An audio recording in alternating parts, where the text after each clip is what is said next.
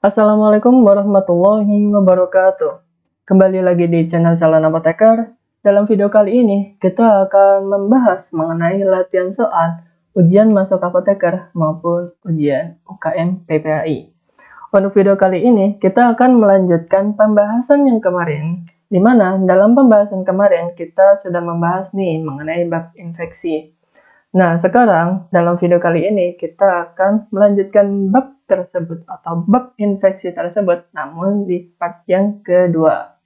Jadi kita langsung saja ke soal yang pertama. Seorang pria datang ke puskesmas dengan keluhan demam tinggi selama 3 hari. Setelah ditanya lebih lanjut, ternyata pasien baru saja pulang dari wilayah endemik malaria. Dokter mendiagnosa pasien terkena infeksi Plasmodium falciparum dan meminta apoteker untuk menyiapkan obat untuk kondisi pasien tersebut. Obat apa yang dimaksud? A. ACT plus primaquine, B. Chloroquine plus artesunate, C. Dihydroartemisinin plus primaquine, D. Quinidin plus primaquine, atau E. ACT. Oke, untuk kata kuncinya, dia itu terinfeksi Plasmodium falciparum, di mana Plasmodium falciparum itu merupakan infeksi dari penyakit malaria. Di sini juga dijelasin malaria. Kemudian kata kunci yang lainnya, dia itu cuma seorang pria, tidak sedang dalam kondisi khusus seperti hamil atau punya riwayat gejala lain. Jadi dia tuh hanya seorang pria dewasa. Oke. Kemudian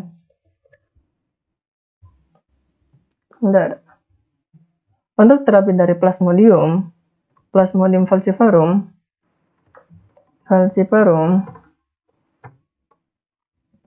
dia itu ada untuk dewasa dan juga untuk ibu hamil. Untuk dewasa, dia itu diberikan ACT atau DHP plus primaquine. Oke. Untuk yang belum tahu, ACT itu artemisinin combination therapy, itu sama aja dengan DHP. Sementara kalau DHP itu dihydroartemisinin plus piperaquine. Jadi dia itu hanya sebuah singkatan aja. Namun kalau di itunya, untuk maksudnya itu sama aja, yaitu dihydroartemisinin plus piperaquine. Kemudian ada untuk yang ibu hamil ataupun balita. Untuk ibu hamil ataupun balita, dia tuh tidak diberikan primaquine. Jadi dia tuh hanya diberikan ACT atau DHP aja. Kenapa tidak diberikan primaquine? Nah, efek samping dari primaquine sendiri, dia tuh akan mengalami yang namanya defisiensi D6PD. Maaf kok di sini salah. G6PD. Apa sih G6PD itu? G6PD dia itu glukosa 6-fosfat dihidrogenase. Di mana G6PD ini dia itu berfungsi sebagai untuk pembentukan darah. Ketika dia mengalami defisiensi, maka dia itu akan menyebabkan anemia hemolitik. Dan untuk ibu hamil, dia tuh bisa menyebabkan keguguran maupun dia tuh dapat merusakkan kayak bayinya tuh prematur kayak gitu. Makanya untuk ibu hamil dia tuh tidak diberikan primaquine. Jadi jawaban yang tepat untuk soal nomor 1 ini adalah A. ACT plus primaquine. Karena dia dewasa dan juga tidak ada gejala apapun. Jadi ACT kombinasi dengan primaquine. Jadi jawabannya yang A. Oke. Ini sama infeksi Plasmodium falciparum untuk dewasa ACT plus primaquine, balita atau hamil biasanya diberikan ACT aja. Oke, kita lanjut ke soal yang nomor 2. Seorang pasien datang ke rumah sakit dengan keluhan demam, nyeri otot, dan sakit tenggorokan. Setelah dilakukan pemeriksaan darah, ternyata pasien terinfeksi Toxoplasma gondii dan dokter mendiagnosa pasien tersebut mengalami toxoplasmosis. Dokter meresepkan obat kepada pasien dengan terapi selama 6 sampai 8 minggu. Obat apa yang dimaksud? A. Clindamycin, B. pirimetamin kombinasi clindamycin, atau C. pirimetamin kombinasi cotrimoxazole, D. cotrimoxazole, atau E. amoxicillin. Oke, kata kuncinya dia itu sedang mengalami toxoplasmosis atau dia itu terinfeksi Toxoplasma gondii. Kemudian di sini dijelasin nih, dia itu bukan dewasa ataupun bukan untuk ibu hamil ataupun nggak ada kriteria pasien khusus. Jadi kita anggap aja dia itu pasien dewasa. Oke, untuk yang nggak tahu, untuk toxoplasmosis, dia tuh penularannya, dia tuh bukan bukan sebuah bakteri, dia tuh kayak infeksi cacing. Bukan cacing ya? Kayak ya cacing sih. Cacing. Jadi Toxoplasma gondii atau toxoplasmosis, dia tuh ditularnya melalui kotoran. Kotoran kucing. Nah, ini itu dia tuh sangat berbahaya. Dia tuh bahaya atau sangat urgent pada ibu hamil, kemudian anak-anak, dan juga dengan orang penderita HIV. Kenapa penderita HIV? Karena penderita HIV, dia tuh imunnya sedang turun. Makanya dia tuh sangat berbahaya bagi penderita HIV. Kemudian, toxoplasmosis. Ketika pada ibu hamil, dia tuh bisa dapat menyebabkan yang namanya keguguran. Kemudian, untuk anak-anak, dia tuh dapat menyebabkan yang namanya kayak keterlambatan dalam perkembangan anak. Kemudian, perkembangan kemampuan dalam bergerak itu terhambat atau lambat. Kemudian, untuk penderita HIV, kenapa jadi HIV ya? HIV, dia tuh dapat menyebabkan kayak gejalanya tuh kayak kesusahan untuk bicara, kemudian gangguan penglihatan, gangguan pendengaran, bingung, kejang, dan paling parah, dia tuh bisa koma. Itu hanya sekilas saja, nggak akan masuk ke dalam ujian masuk apoteker maupun dalam ujian UKAI atau UKM PPAI itu nggak bakal masuk. Tapi cuma sekedar pengantar aja lah, supaya kalian cukup tahu aja lah kayak gitu. Untuk terapi dari toxoplasmosis, yaitu pengobatannya hanya sedikit, yaitu hanya berupa pirimetamin plus kombinasi dengan clindamycin. Jadi pengobatannya tuh hanya ini dan nggak terlalu banyak. Nah, kombinasinya dia tuh untuk terapinya dia tuh berlangsung selama 6-8 minggu. Jadi, jawaban yang paling tepat untuk soal yang nomor 2 yaitu adalah B. Pirimetamin kombinasi dengan clindamycin. Jadi jawabannya B. Terapi toxoplasma yaitu pirimetamin oral plus clindamycin. Ini berdasarkan PMK nomor 28 tahun 2021 mengenai pedoman penggunaan antibiotik. Oke, kita lanjut ke soal yang nomor 3. Seorang ibu datang ke apotek dan meminta rekomendasi obat untuk anaknya yang mengalami ruam merah pada pantatnya akibat pemakaian popok. Sebagai seorang apoteker, obat apa yang Anda berikan yang tepat dengan keluhan tersebut?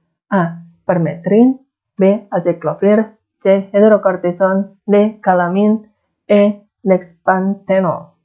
Oke, kita cari kata kuncinya terlebih dahulu. Jadi, si ibu ini, dia tuh sedang konsultasi atau sedang meminta rekomendasi dari apoteker untuk keadaan anaknya yang mengalami ruang merah. Nah, ruang merah sendiri, dia tuh diakibatkan pemakaian popok. Obat apa yang dianjurkan oleh apoteker? Jadi, dia tuh nggak bisa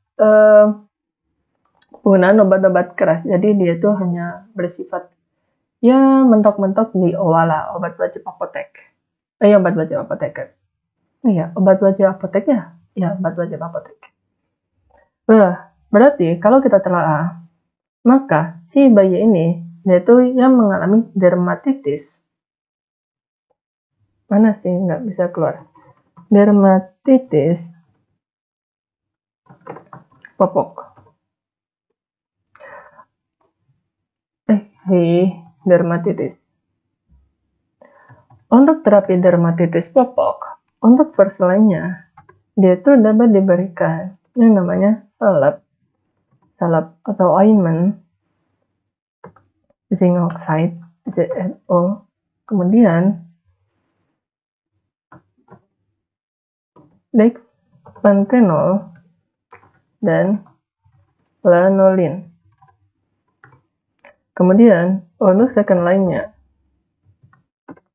yaitu dapat diberikan kortikosteroid ringan, kayak misalnya hidrokortison, kortison 1% atau 2,5%. Oke, jadi jawaban yang paling tepat untuk kondisi ini atau pada saat ini yaitu harusnya diberikan salep dexpanthenol. Jadi jawabannya tuh yang kenapa nggak hidrokortison? Kenapa? Karena di sini itu hidrokortisonnya dia tuh tidak diketahui nih berapa persen. Dalam pasokan itu harusnya kalau nggak salah itu ada hidrokortison 5% dan itu nggak bisa diberikan untuk keadaan ini. Dan jawaban ini kayaknya salah di saya. Harusnya salah. Ini salah ini.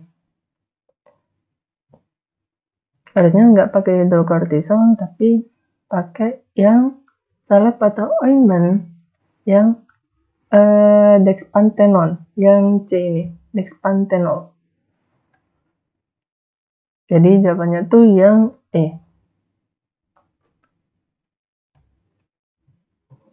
salep dexpanthenol. Oke, kita lanjut ke soal yang nomor 4. Pasien anak usia 10 tahun datang ke rumah sakit dengan keluhan gatal pada kakinya. Setelah dilakukan pemeriksaan dokter, ternyata positif terinfeksi telur dan larva Ascariasis lubricoides. Dan dokter menanyakan kepada apoteker mengenai pengobatan lini pertama pasien tersebut. Obat apa yang dimaksud? A. Praziquantel, B. Pirantel pamuat, C. Dietilkarbamazin, D. Mebendazole, atau E. Ivermectin. Oke, kita telah lagi. Kita cari kata kuncinya untuk soal nomor ini. Dia tuh terinfeksi telur atau larva Ascariasis lubricoides atau biasa disebut dengan cacing gelang. Kemudian dia tuh pasien anak berusia 10 tahun. Kemudian dia tuh tanya, dokternya tuh tanya obat lini pertamanya tuh apa, kayak gitu.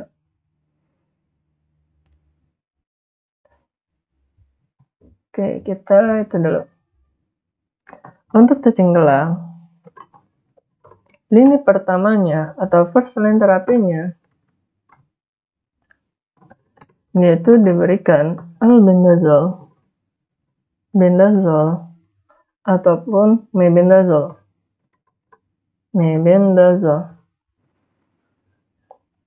Untuk albendazole sendiri yaitu diberikan 400 mg. Kalau nggak gitu diberikan mebendazole 500 mg. Kemudian untuk second line-nya dia itu diberikan pirantel pamuat dengan dosis itu 10 sampai 11 mg per kilogram BMB per oral PO. Untuk first line, albendazole atau mebendazole, dia itu hanya diberikan salah satunya atau dia itu bisa diberikan secara monoterapi atau dosis tunggal. Jadi kita pilih aja nih antara albendazole ataupun mebendazole. Jadi jawaban yang paling tepat adalah D. Mebendazole.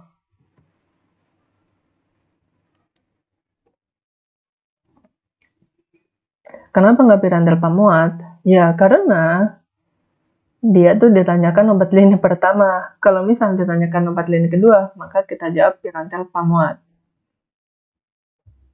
Seperti itu. Oke. Untuk terapi arkaresis lumbricoides atau cacing gelang, first line-nya albendazole atau mebendazole, kemudian second line-nya dia tuh pirantel pamuat. Dia tuh bersumber pada PMK nomor 15 tahun 2017 mengenai penanggulangan cacingan. Jadi jawaban yang paling tepat adalah D. Mebendazole. Oke, kita lanjut ke soal yang nomor 5. Seorang pasien wanita datang ke rumah sakit dengan keluhan diare selama 4 hari. Setelah dilakukan pemeriksaan, ditemukan bakteri Vibrio cholera atau Vibrio cholerae. Dokter mendiagnosis pasien tersebut mengalami kolera dan ingin memberikan obat lini pertama untuk penyakit tersebut. Obat apa yang dimaksud? A. Tetracycline, B. Ciprofloxacin, D. Metronidazole, D. Albendazole, E. Amoxicillin. Oke, kita cari kata kuncinya terlebih dahulu. Di sini ada seorang wanita, dia tuh nggak hamil. Kemudian, dia tuh terinfeksi bakteri Vibrio cholerae atau kolera. Kemudian dokter tuh tanya mengenai obat lini pertamanya itu apa. Jadi lini pertama kolera tuh apa? Kayak gitu kan. Oke.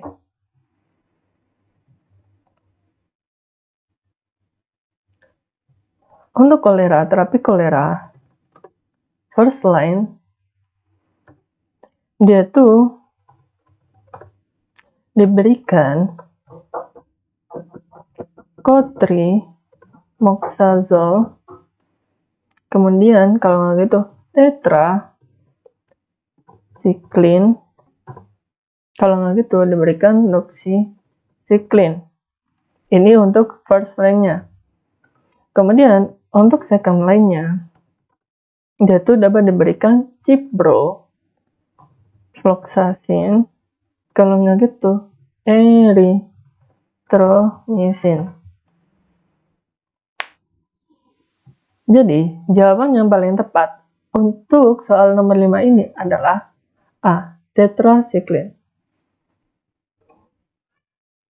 Kalau misal tetracycline, dia tuh resistensi. Kalau itu dia tuh alergi terhadap golongan tetracycline, maka dia tuh dapat diberikan ciprofloxacin, kalau itu erythromycin. Jadi yang paling utama atau first line-nya dia tuh pakai tetracycline. Kalau itu cotrimoxazole, kalau nggak gitu doxycycline. Ini kenapa sih? Doxycycline ini. Oke. Kok nggak bisa? Bisa. Untuk terapi kolera, cotrimoxazole, kemudian tetracycline atau doxycycline, atau untuk second line-nya dia itu dapat diberikan ciprofloxacin ataupun erythromycin. Ini juga bersumber pada PMK nomor 28 tahun 2021. Jadi jawabannya paling tepat adalah A. Tetracycline. Oke, kita lanjut ke soal yang nomor 6. Seorang pria berusia 51 tahun masuk ke rumah sakit dengan diagnosis sepsis. Dokter melakukan kultur darah dan didapati hasil resistensi terhadap antibiotik golongan penisilin, aminoglukosida, makrolida, fluoroquinolone. Dan hasil tersebut, dokter menghendaki pemberian antibiotik golongan carbapenem. Antibiotik apa yang tepat untuk pasien tersebut? A. Rifampicin, B. Tetracycline, C. Meropenem, D. Metronidazole, atau E. Nitrofurantoin. Oke, kayaknya ini sudah cukup jelas. Jawabannya tuh yang meropenem. Kenapa? Dia tuh cuma tanya nih, golongan carbapenem tuh apa aja? Ya, meropenem. Untuk yang belum tahu, carbapenem, dia tuh termasuk golongan beta-lactam. Jadi beta-lactam tuh nggak hanya cephalosporin sama penisilin, enggak. Dia itu ada 4 golongan. Carbapenem, kemudian penisilin, cephalosporin, satunya apa ya? Lupa lagi. Ya, yang penting ada 4 lah, tapi aku lupa ya. Apa ya satunya ya? Lupa lagi. Nggak tahu lah satunya apa. Yang penting ada 4. Kemudian, untuk carbapenem, itu terdapat beberapa obat. Kayak misal, meropenem, kemudian diapenem, kemudian doripenem, ataupun imipenem. Nah, untuk menghafalnya itu gampang.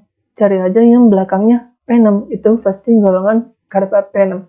Nah, itu cara termudah untuk menghafal golongan carbapenem. Ya, ini gampang lah kalau ini mah. Golongan carbapenem, meropenem, diapenem, doripenem, imipenem, dan juga tanipenem. Untuk cara cepatnya yaitu untuk golongan carbapenem ya cari aja belakangnya penem kayak gitu. Dari namanya juga aja ada penemnya ya otomatis dia tuh penem kayak gitu. Oke, kita lanjut ke soal yang nomor 7.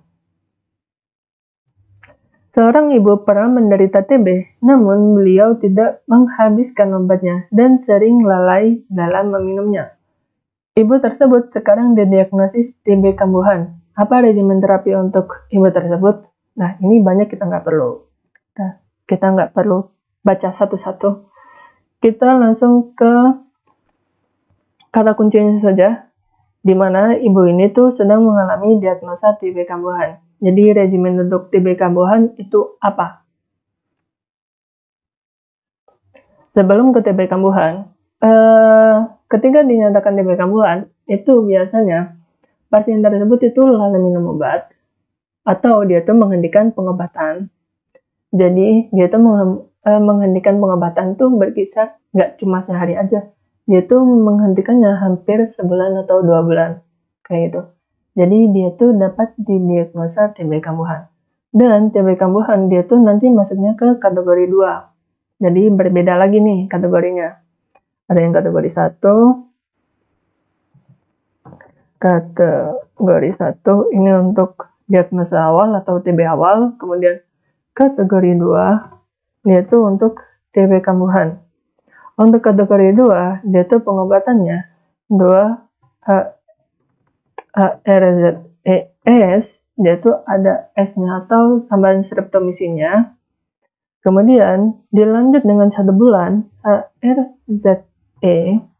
Kemudian dilanjut lagi dengan 5-HRE.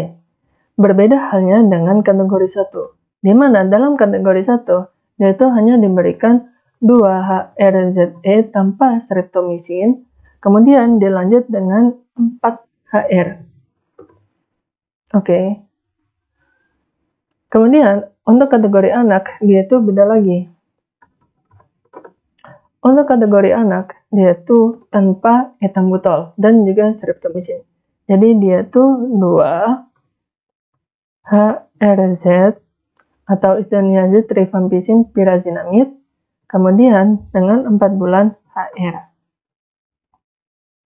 Kemudian ada beberapa pendapat juga di mana kategori 1 dan 2 ini dia tuh berbeda, bukan berbeda sih.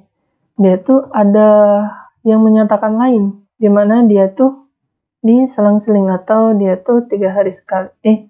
2 bulan HRZE, kemudian 4 bulan HR, 3 tuh frekuensi dalam 1 minggu.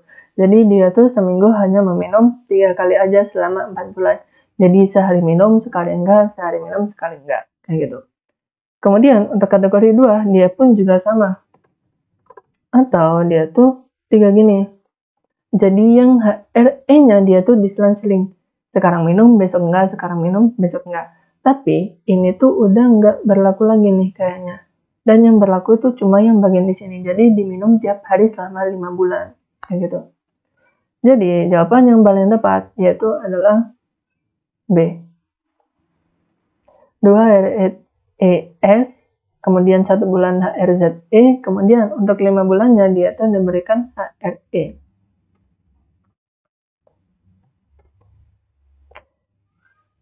Untuk kasus baru dia tuh 2-HRZE plus 4-HR, kemudian kasus kambuhan 2-HRZES ditambah dengan streptomycin, kemudian 1 bulan HRZE, kemudian 5 bulan HRE. Untuk anak 2-HRZ tanpa ethambutol, karena ethambutol itu tidak disarankan untuk anak-anak karena nanti ada gangguan penglihatan pada anak-anak. Nah, kalau misalnya diminum pada dewasa, dia mah bisa bersifat reversible, dia tuh dapat kembali lagi. Ketika obatnya diberhentikan, maka dia tuh gangguan penglihatannya ya sudah nggak ada gangguan penglihatan. Berbeda halnya dengan anak, nanti dia tuh dapat menyebabkan gangguan penglihatan secara permanen. Begitu. Dan ini bersumber pada Kemenkes tahun 2020 tentang Pedoman Nasional Pelayanan Kedokteran Tata Laksana Tuberkulosis. Jadi jawaban yang paling tepat adalah B. Oke, kita lanjut ke soal yang nomor 8. Seorang pasien yang telah didiagnosis HIV ternyata pada minggu ketiga menunjukkan gejala TB dan akhirnya didiagnosis TB pada minggu keempat terapi ARV. Dokter memberikan terapi untuk TBC. Kapan pasien akan memulai kembali terapi ARV? A. Setelah terapi TB selama 2 minggu, B. Setelah terapi TB selama 7 hari, C. Sebelum terapi TB dimulai, D. 2 minggu sebelum terapi TB dimulai, atau E. Dikonsumsi bersamaan. Oke, untuk kata kunci pada soal ini, dia tuh terinfeksi HIV dan dia tuh mengalami TB. Dan yang ditanyakan itu kapan pasien akan memulai kembali terapi ARV. Jadi terapi HIV dan HIV dan juga TB, dia tuh sangat unik sekali. Kenapa sangat unik sekali? Ya karena dia tuh akan saling tumpang tindih antara satu dengan yang lain. Oke, saya akan jelaskan satu persatu. Oke.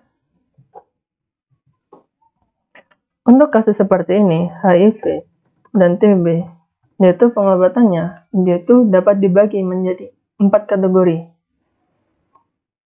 Untuk HIV sendiri, dia tuh kan menyebabkan yang namanya imunodeficiency. HIV itu ya? Penurunan sistem imun kan? Dia tuh penurunan sistem imun. Dimana ketika terjadi penurunan sistem imun, dia tuh akan ada hubungannya dengan CD4.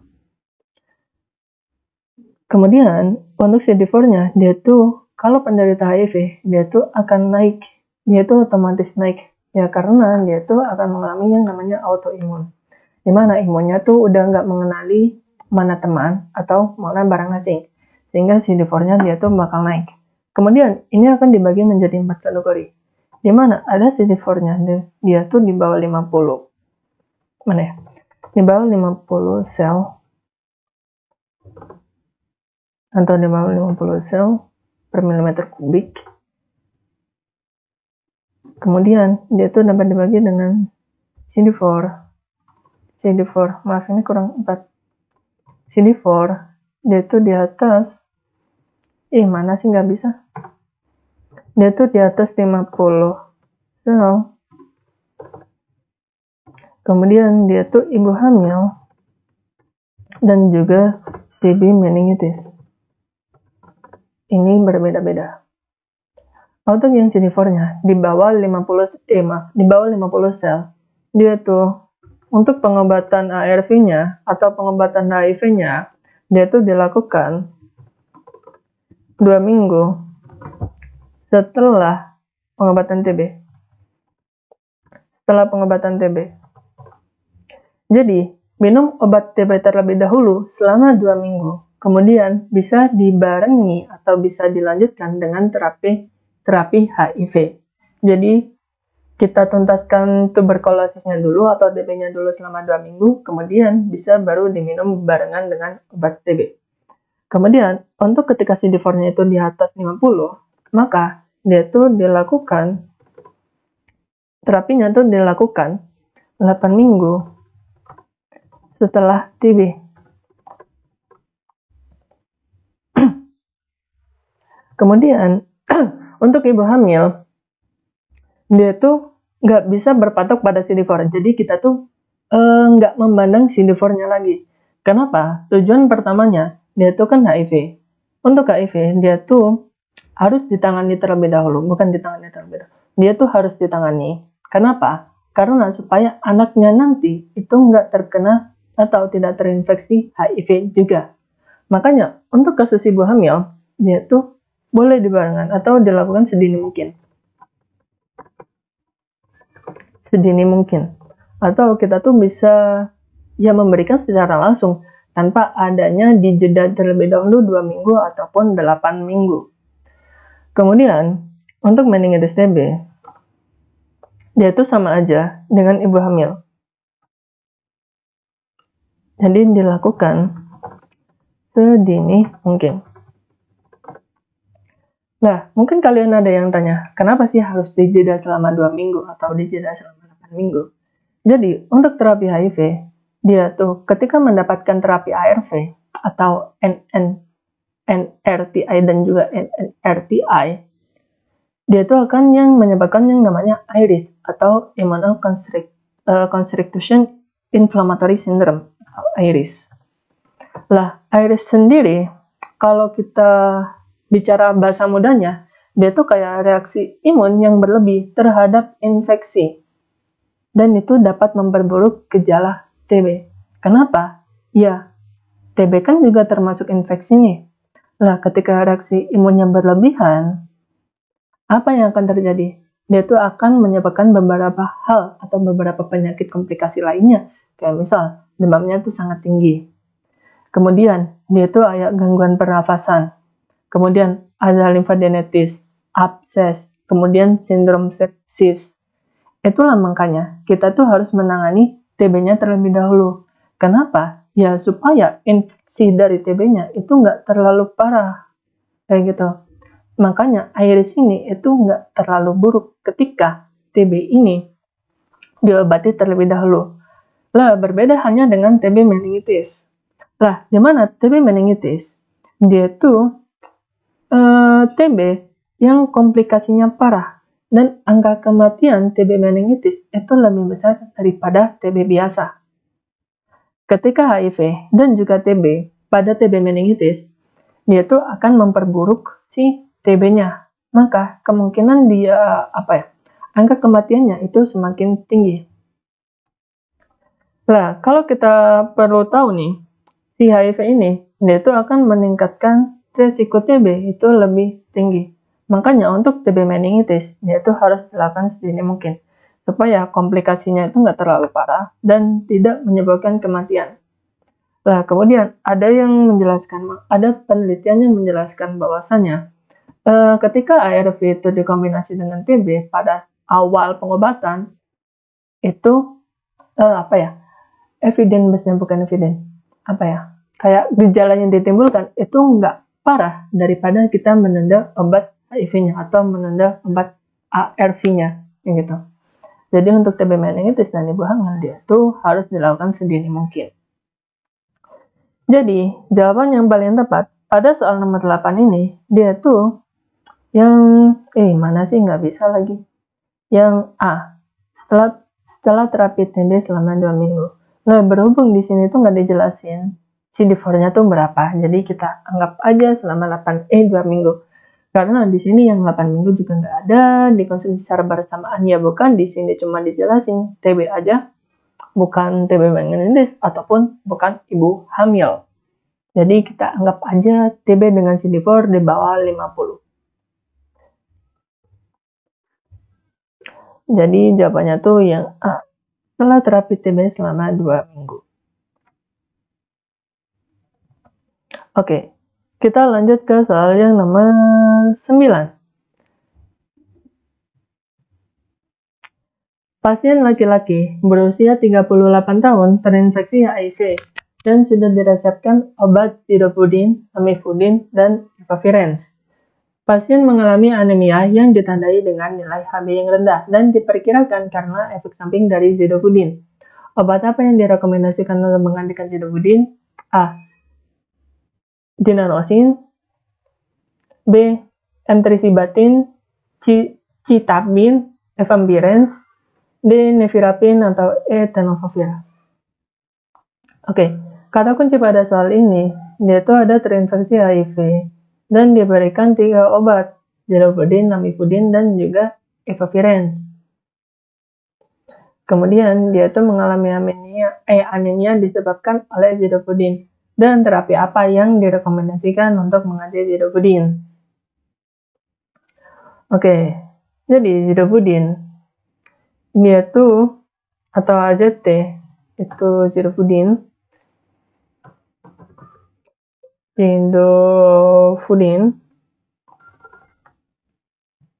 kenapa gini sih?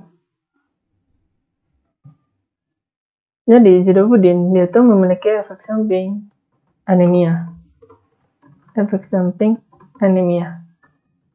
Makanya dia tuh tidak boleh diberikan pada pasien dengan HB rendah atau HB di bawah 8. Jadi itu sangat tidak diperbolehkan. Kemudian, untuk pengganti anemia, dia tuh dapat disubstitusi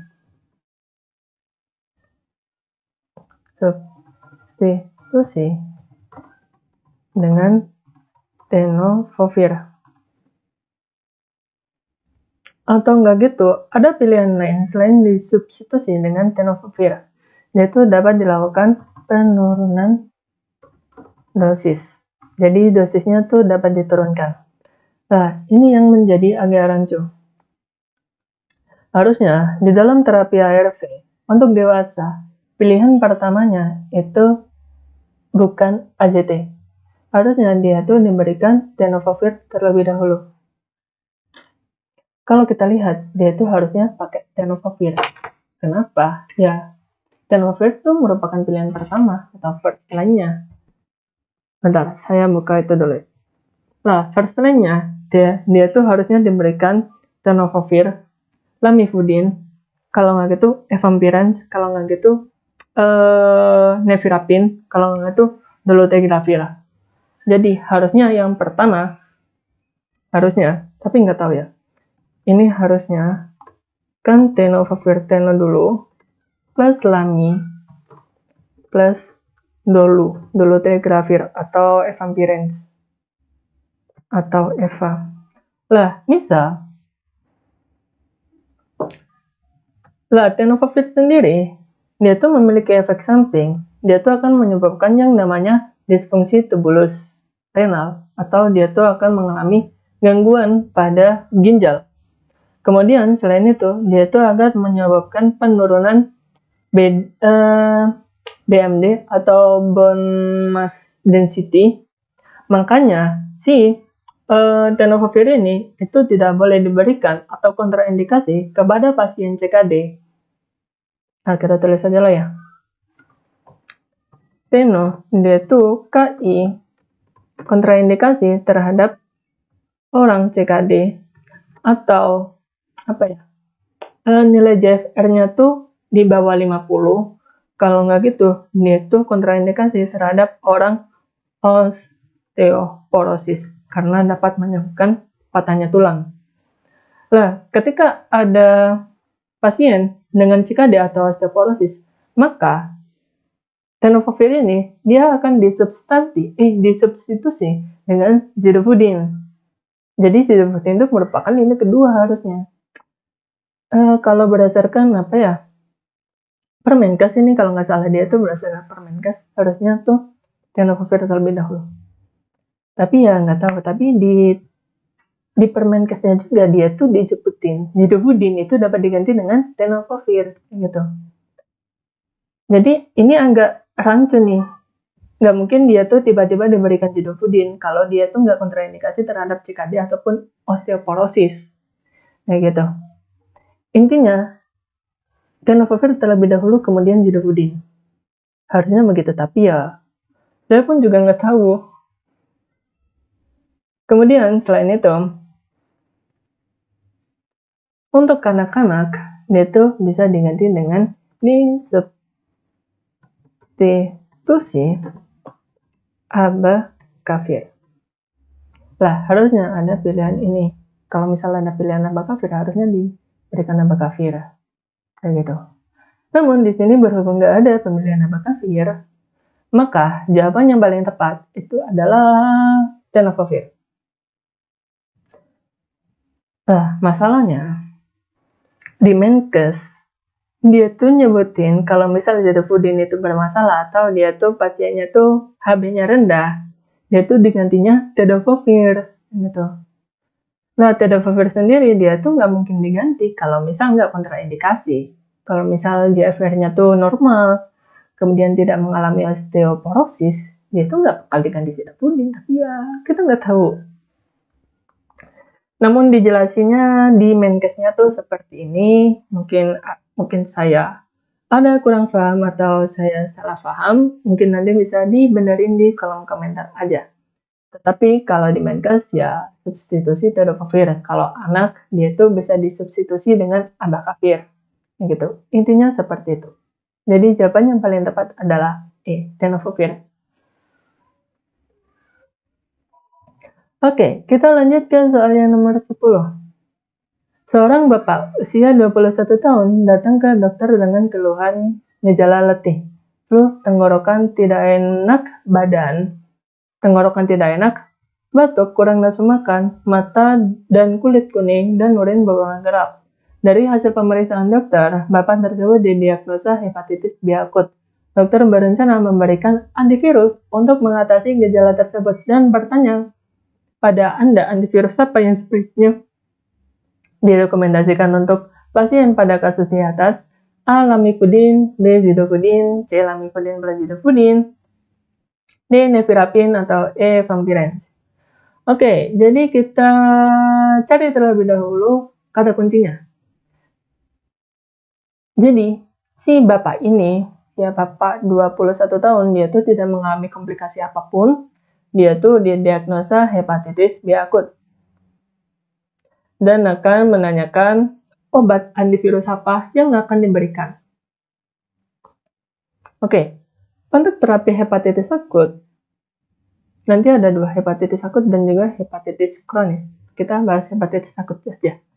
Hepatitis B akut, dia tuh harus first line-nya, dia tuh hanya diberikan istirahat. Ya, cuma istirahat aja, kayak gitu. Jadi hepatitis akut dia tuh tidak perlu diberikan terapi apapun, kayak gitu. Kalau misal pasien itu tidak mengalami gangguan apapun atau gejalanya itu tidak terlalu parah. Kenapa? Ya dia itu cuma hepatitis akut aja kayak gitu. Kemudian dapat diberikan makanan bergizi. Kemudian kalau misal dia tuh bapaknya tuh dirawat inap, maka si rawat inap ini dia tuh hanya diberikan, paling cuma diberikan makanan yang sehat dan juga makanan yang bergizi dan juga istirahat yang cukup supaya tidak terjadi yang namanya dehidrasi berat. Kemudian on the second line-nya dia tuh baru diberikan yang namanya antivirus. Nah, antivirusnya dia tuh diberikan lamivudin. Lah, lamivudin sendiri dia tuh apa ya?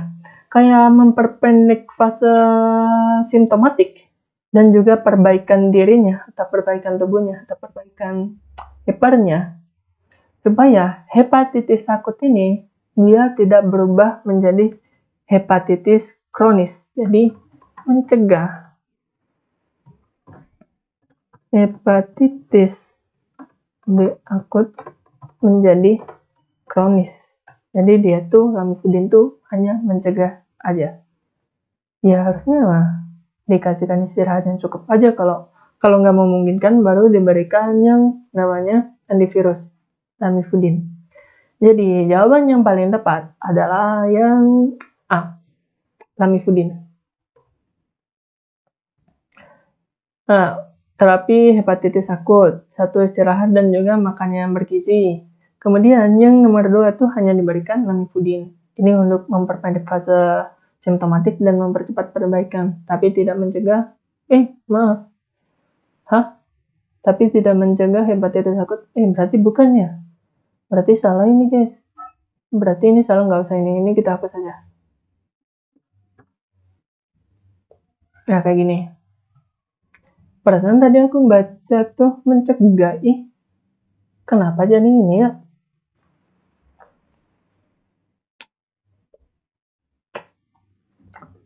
Kayak gini lah. Jadi jawabannya tuh yang Namifudin. Nah, nanti ada lagi tuh hepatitis. Hepatitis B. Kalau nggak salah dia tuh dapat diberikan, kalau kronik, kalau nggak salah dia diberikan interferon alfa, kalau gitu endekavir. Kalau yang kronik, setahu saya sih, itu. Tapi mungkin nanti kita akan bahas di soal-soal berikutnya. Dan ini bersumber di PMK nomor 53 tahun 2015 tentang penanggulangan hepatitis virus. Oke, mungkin cukup sekian untuk video kali ini. Mungkin terdapat beberapa salah kata atau salah pengucapan atau salah dalam terapi atau salah dalam menjelaskan.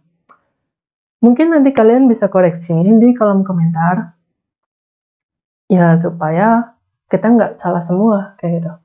Saya juga seorang mahasiswa dan baru belajar.